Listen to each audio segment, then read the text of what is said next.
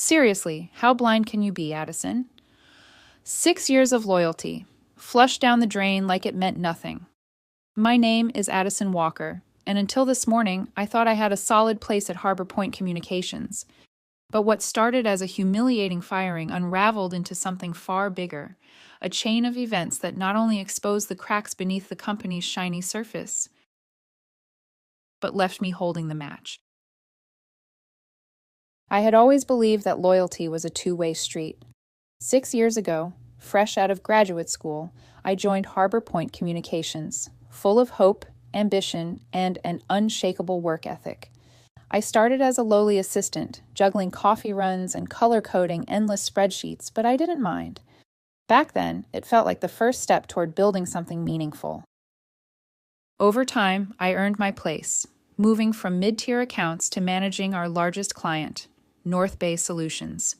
I tripled my client portfolio, generated millions in revenue, and built relationships that were supposed to be unbreakable. Yet looking back, the signs had always been there. The praise without reward, the promises without follow-through. Each year, I sat across from Victoria Sanders, my boss, mentor, and eventual adversary, presenting data, charts, and client testimonials that highlighted my value. Each year, her perfectly rehearsed excuses bled into my optimism. The budget's tight this year. Let's revisit this next quarter. Your contribution is noted. I wanted so badly to believe her. I told myself loyalty would eventually be seen, acknowledged, and rewarded. It wasn't. Victoria had once been the golden girl of Harbor Point, the one who knew every client by name and could charm any room she walked into. But that woman was long gone. In her place stood someone colder, sharper, someone who saw ambition not as an asset, but a threat. Maybe that was why, after my third denied raise, after watching her roll into the parking lot with a brand new luxury SUV while telling me the company couldn't afford salary adjustments, something inside me finally shifted. I updated my resume that night. It felt like a betrayal, a quiet rebellion. I wasn't angry, not yet, just tired of waiting for recognition that would never come. Even then, I never imagined it would end like this. Being summoned into Victoria's office without warning, her voice cutting through me like a blade. "I consider this disloyal," she said, tapping a printed email between her manicured nails. I sat there, clutching my purse so tightly my fingers ached, feeling the walls close in. I wasn't just losing a job, I was losing a part of myself. As I stood from the chair in Victoria's office, my blazer straightened and my voice somehow steady. A strange mixture of emotions swirled inside me. Anxiety clawed at my chest, but underneath it, like a fragile seed pushing through frozen ground, there was something else. Hope. Was this really happening? Was I walking away from everything I had built? Or was I finally stepping into something better? I clenched my jaw against the flood of doubts. Am I making the biggest mistake of my life? Or was this the universe giving me the push I had been too afraid to take? Outside the office, the fluorescent lights buzzed overhead as I made my way to my desk. The security guard hovered nearby, looking as uncomfortable as I felt. A few coworkers glanced up from their monitors, their expressions a mix of shock and silent sympathy. I offered them a reassuring smile, even though my heart pounded so loudly I could barely hear my own footsteps. "Addison?" One of my colleagues, Megan, whispered as I packed the few personal items from my desk: family photos, a potted succulent, a framed award I had won last year. Her voice was tight with concern. "I'm okay," I said, forcing a smile. "Really, it's for the best." The words felt foreign in my mouth, half-truths stitched together for survival. The cardboard box in my arms felt heavier than it should have. 6 years of dreams and late nights condensed into a single, humbling package. Stepping out into the crisp April air, the sunlight warmed my skin, as if the universe itself was trying to tell me, this is not an ending. Somewhere deep inside, a different thought bloomed, tentative but insistent. Maybe. This is a beginning. The drive home was a blur. My fingers tightened around the steering wheel as I navigated the familiar streets, my cardboard box seat-belted in the passenger seat like a silent witness to my downfall. Or was it my escape? I replayed the morning in my mind. Victoria's cold stare, the sterile dismissal, the awkward silence of my coworkers. Every time I thought about it, a fresh wave of anger surged through me, quickly followed by a pang of fear. What now? What if North Bay changed their mind? What if I had just thrown away everything for a promise that might not materialize? I hated how those questions clung to me, gnawing at the fragile hope I was trying to nurture. As I pulled into my apartment complex, my phone buzzed sharply against the console. I glanced at the screen. David Clean. My heart skipped a beat. I hesitated, staring at the caller ID. What if he was calling to rescind the meeting? What if he heard I was fired and decided I wasn't worth the risk? The fear almost kept me frozen, but I forced myself to answer. Addison. David's voice came through the line, calm and sure. Are you available to meet today? I'd like to move our final conversation up. I blinked, momentarily stunned. Yes, I managed, my voice steadier than I felt. I can be there by 2 o'clock. Perfect, he said warmly. I look forward to it. The call ended, but I stayed still for a moment, the phone clutched tightly in my hand. Relief and panic crashed over me at once, a strange, electric mix that left me breathless. I had wanted a sign, any sign, that I wasn't walking off a cliff blindfolded.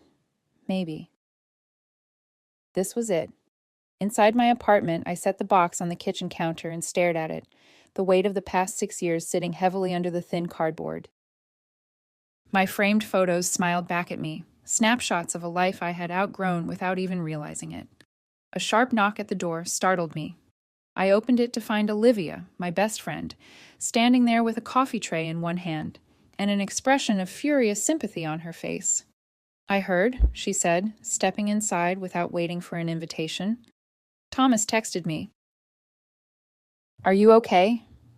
Thomas, Harbor Point's IT guy, and Olivia's long-suffering boyfriend, must have caught wind of the morning's spectacle. I'm processing, I said honestly, sinking onto a kitchen stool.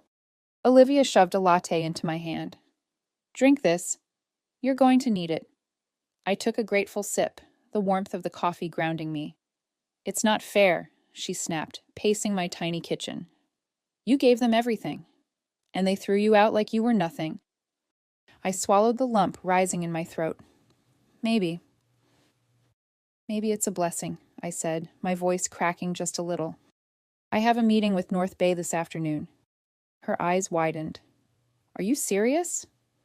I nodded, feeling a flicker of something daring to rise in my chest. Hope again, stubborn and bright. They moved it up after hearing what happened. I'm meeting David at 2. Olivia smiled then, the first real smile I'd seen all day. That's not just a blessing, Addison. That's fate kicking Victoria right where it hurts. I laughed, a broken, half-dazed sound, but it felt good, like releasing a breath I hadn't realized I was holding. Still, under the laughter, under the caffeine and Olivia's furious love for me, a small voice lingered. What if I'm not enough? What if today's just the beginning of a bigger fall? I crushed that voice down and stood, setting the coffee aside. No more doubts. No more waiting for permission to believe in myself. Today wasn't about Harbor Point anymore. Today was about me. I stood in front of my closet longer than necessary. Professional but confident. Polished but approachable. That's what I needed to project this afternoon. Not desperation, not fear, and definitely not the bruised ego still smarting beneath my skin. My fingers skimmed past the muted grays and washed-out blues of my usual office attire until they landed on the navy pantsuit I reserved for major client pitches. It was simple, sharp, and most importantly, it made me feel powerful. I pulled it out and laid it carefully on the bed. As I dressed, I caught my reflection in the mirror. Same brown eyes, same freckles dusting my nose, same serious mouth. But there was something different now. A steadiness. A decision. I applied my makeup with deliberate precision, adding just a hint of color to my lips. Enough to say, I am here. I am ready. When I finished, I took a step back and stared. You've survived worse, I whispered to my reflection. But had I? This felt different. This felt like standing on the edge of a precipice, ready to jump, but not entirely sure if there was a net waiting below. The clock on the wall read 1:10 p.m. 1 hour. 1 hour to find out if everything I had worked for, everything I had fought so hard to prove, would finally be recognized. I grabbed my bag, checked my phone one last time, no new messages, and headed out the door. The downtown air felt cooler than it had earlier, a brisk wind pushing against my back as if urging me forward. The North Bay Solutions building gleamed ahead, all glass and light and possibility, so different from the tired, beige walls of Harbor Point. My heels clicked against the marble floor of the lobby as I approached the elevator. I pressed the button with fingers that still trembled slightly despite my best efforts to appear composed. You deserve to be here, I reminded myself. You earned this chance. The elevator doors slid open and I stepped inside, alone. As the numbers ticked upward, 10, 15, 20. I felt my pulse climb with them. When the doors opened on the 30th floor, David Clean was already waiting for me in the reception area. Addison, he greeted warmly, extending his hand. David, I replied, matching his firm grip. Thank you for seeing me today. Yeah. Thank you for making the time on such short notice, he said, leading me past clusters of bright, open workspaces and cheerful employees who actually seemed happy to be there. For a heartbeat, envy pricked at me, not for their jobs, but for their freedom, their sense of belonging. I wanted that. I wanted it so badly it ached. David opened the door to a sunlit corner office, modest but welcoming. Coffee? He offered, motioning to a small machine against the wall. Please, I said with a small smile, grateful for something familiar to anchor me. As he busied himself with the machine, I looked out the window. Mountains stretched along the horizon in the distance, proud and immovable. Be like that, I told myself, unshaken. David returned with 2 mugs, setting one in front of me. He didn't waste time. I'll be direct, he said, settling into his chair across from me. We value the relationship we've built with you over the past few years, Addison. And recent events, he paused, his meaning clear without needing to say Victoria's name, have accelerated some conversations that were already happening internally. I tightened my grip on the mug. This was it, the moment where everything could tip forward. Or crash spectacularly backward. I'm not here to interview you today, David said. He slid a folder across the desk toward me. I'm here to offer you a position. I blinked, staring at the folder as if it might vanish if I reached for it too quickly. Director of Client Strategy. Leading a team. Shaping North Bay's external partnerships. A salary figure that made my breath catch. This is very generous, I said carefully, my voice thinner than I would have liked. David smiled, kind but firm. It's not generous, Addison. It's appropriate. It's what your experience and results are worth. For a long moment, I just sat there, staring at the offer, the words blurring slightly. All the late nights, the missed vacations, the loyalty that had been repaid with silence. It all led to this. An ending, yes, but also a beginning. I signed the offer letter that night. I sat at my kitchen counter, the soft hum of the city drifting in through the open window, the folder from North Bay lying open in front of me, like a door I had finally dared to walk through. The pen hovered in my hand for a second longer than it should have, caught between the weight of everything I was leaving behind and the terrifying freedom of what lay ahead. Then, in one swift motion, I signed my name. Addison Walker. For the first time in years, it felt like I was signing something that truly belonged to me. I exhaled, a shaky breath I hadn't even realized I was holding, and leaned back against the chair. It was done. I was no longer clinging to a future that didn't want me. I was building a new one, from scratch, on my own terms. A small, stunned laugh bubbled up in my chest. I pressed the back of my hand to my mouth, half afraid that if I let it out too loudly, the spell would break. My phone buzzed across the counter, dragging my attention back. A message from Thomas. Victoria just called an emergency all-hands meeting. She's freaking out about North Bay. Guess the board wasn't thrilled either. I stared at the screen, my emotions pulling in opposite directions. Part of me, the bruised part, the angry part, wanted to feel satisfied. Wanted to imagine Victoria pacing her glass office, her perfectly managed facade cracking for the first time. But another part of me, quieter and deeper, just felt done. There was no victory in watching someone else fall. There was only relief in finally rising myself. I typed a quick reply, a simple, "Thanks for letting me know," and put the phone down. It wasn't my business anymore. The next morning, I stood in front of the mirror again, this time adjusting the collar of the same navy suit. Today wasn't a job interview. Today was about closure. I was meeting Elaine Winters, one of Harbor Point's board members, a meeting she had requested after the dust of my firing began to settle into something more costly than Victoria had anticipated. Part of me wondered why I agreed to it. Pride, maybe. Or maybe something softer. The part of me that wanted my story there to end properly, not with humiliation, but with dignity. You don't owe them anything, I reminded myself. But you owe it to yourself to leave on your terms. I grabbed my keys, smoothed a hand over my blazer, and walked out the door. The Harbor Point lobby felt strange now. Smaller somehow. Almost faded around the edges. Jessica, the receptionist, blinked when she saw me, her smile faltering. Addison, she whispered before catching herself. You're here for Ms. Winters? I nodded, signing the visitor log with a steady hand. For what it's worth, Jessica added under her breath, everyone's talking about how wrong this was. You were. The best of us. The words caught me off guard, warmth pricking at the corners of my eyes. Thank you, I said, meaning it more deeply than she could know.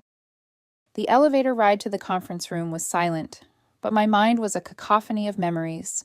Late nights, impossible deadlines, victories celebrated quietly while others took credit. It wasn't bitterness that filled me now. It was clarity. When the doors slid open, Elaine Winters was already waiting, silver-haired, sharp-eyed, with a folder in front of her. Ms. Walker, she said, standing to shake my hand. Thank you for coming. I met her gaze without flinching. Thank you for inviting me, I replied. And as I took my seat across from her, not as a dismissed employee begging for a second chance, but as a professional with choices, with worth, I realized something. I hadn't come here to be given anything. I had already claimed everything that mattered. Elaine Winters opened the slim folder in front of her with deliberate care, her expression unreadable. I've reviewed your file, she began, her voice even but not unkind.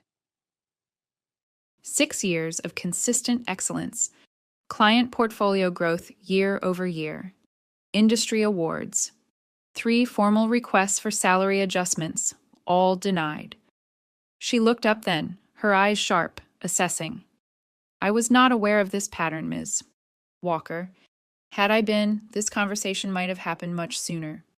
A part of me wanted to laugh, not because it was funny, but because of the absurdity of it all. How many late nights, how many unacknowledged sacrifices, all invisible to the very people who claim to lead. Instead, I folded my hands neatly in my lap and stayed silent. Elaine closed the folder with a soft snap. What I don't see, she continued, her voice dipping slightly, is any documentation justifying your termination. There's no policy against interviewing with other organizations. The word floated between us, disloyal. Victoria had branded me with it, flung it at me like an accusation, when all I had done was quietly, finally, seek the future I deserved. Elaine leaned forward slightly. I'll be direct. The board would like to offer you reinstatement at a higher salary with the title of Senior Account Director, a 10% increase above your last requested adjustment. The numbers were impressive. The title was shiny. 3 years ago, that offer would have felt like a dream. Now, it just felt too late. I met her gaze calmly.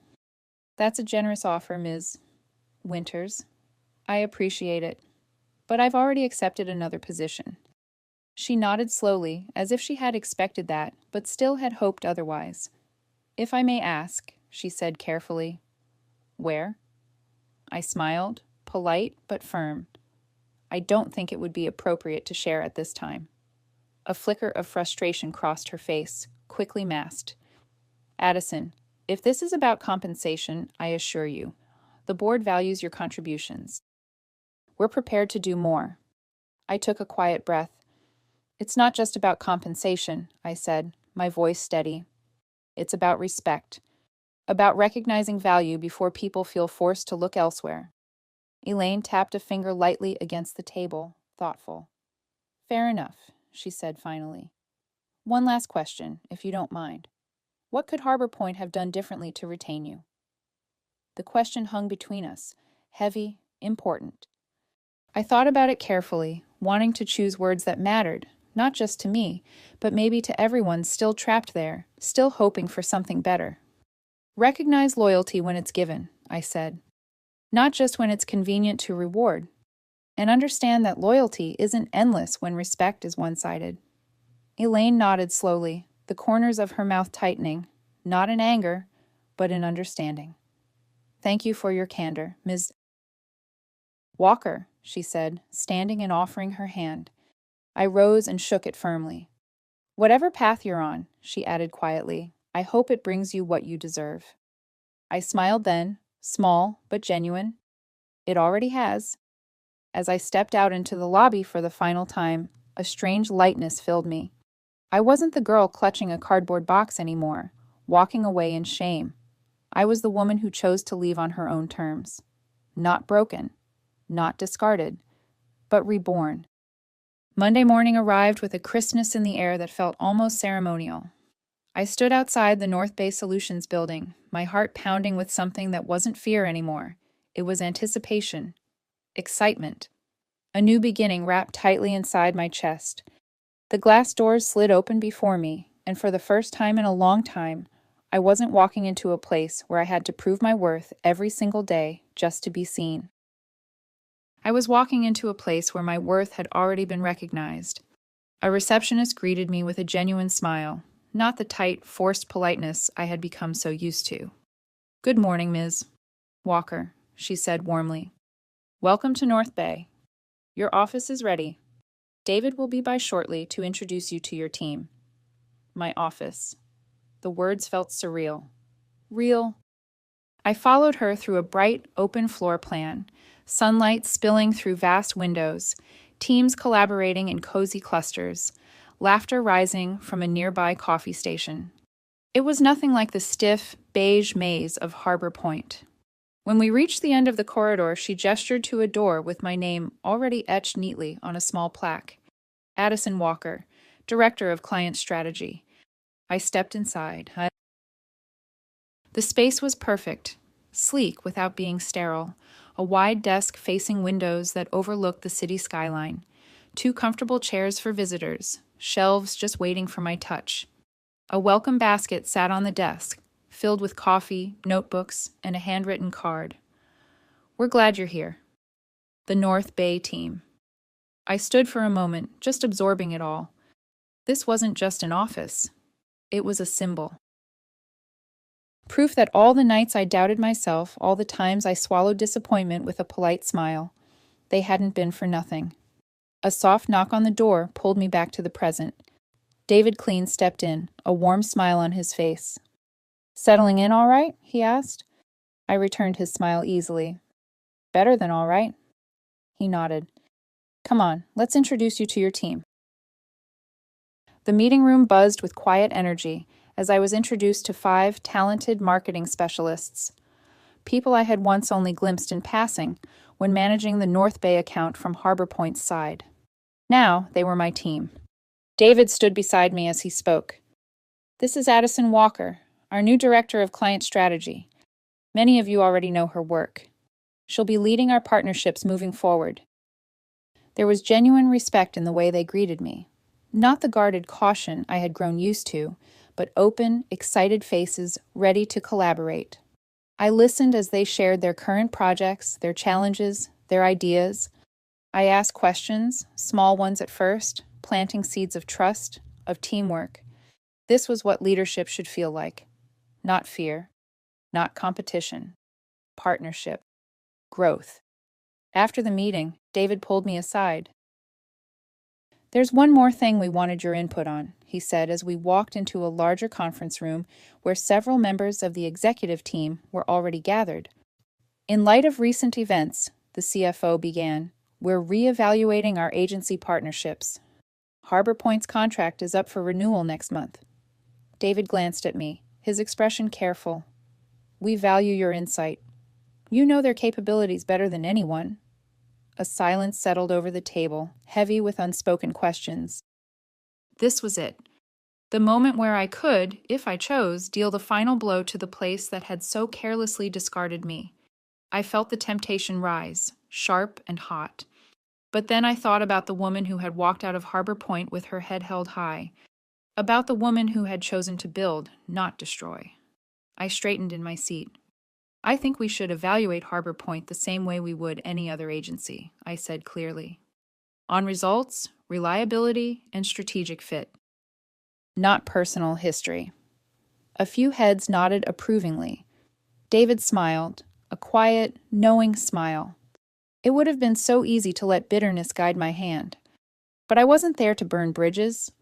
I was there to build something stronger than anything I had left behind. The decision came faster than I expected. Just 3 days after the meeting, after carefully evaluating proposals from several agencies, the executive team finalized the move. North Bay Solutions would not be renewing their contract with Harbor Point. I wasn't in the room when the final vote was taken. David had kept me informed, respectfully, professionally, but I had made it clear early on I would not interfere, and I would not advocate based on personal feelings. Still, when he forwarded me the official email, the one that would be sent to Harbor Point, I sat at my desk for a long time, just staring at the screen. After careful consideration of our marketing needs moving forward, North Bay Solutions has decided to transition our account to Meridian Creative effective immediately. Addison Walker, our new Director of Client Strategy, will oversee the transition. My name, right there. The irony wasn't lost on me. Shoo. I hadn't needed to sabotage Harbor Point. I hadn't needed to whisper in anyone's ear or burn down bridges on my way out. The truth had spoken for itself through years of overlooked potential, neglected loyalty, and the short-sightedness of leadership that believed people would stay loyal even as they were made invisible. In the end, Harbor Point had undone itself. The fallout began almost immediately. Jessica, the receptionist from Harbor Point, messaged me privately on LinkedIn that afternoon. "The office is chaos. Victoria's been in emergency meetings all day. 3 account managers are updating their resumes. It's a mess." I read the message twice, then locked my phone without replying. Not out of malice, out of peace. It wasn't my concern anymore. I had a new team to lead, new challenges to meet, new goals to chase. And yet, later that evening, standing on my balcony with the city lights glittering before me, I allowed myself one small moment of reflection. A year ago, I would have dreamed of this, not just the professional triumph, but the deeper, quieter victory, the proof that walking away from a place that didn't value me had not been a mistake. Choosing myself had never been a mistake. I sipped from my mug of tea, breathing in the cool night air. Somewhere below, the world moved on, as it always does. Meetings would be held. Blame would be assigned. Apologies might even be offered, too late. But none of it touched me anymore. For the first time in years, I felt free. Not just employed. Not just surviving. Free. 1 year later, I barely recognized the woman who had walked out of Harbor Point clutching a cardboard box. The Addison who sat in this office now, my office with windows that caught the golden edge of every sunset, was different. Stronger. Calmer.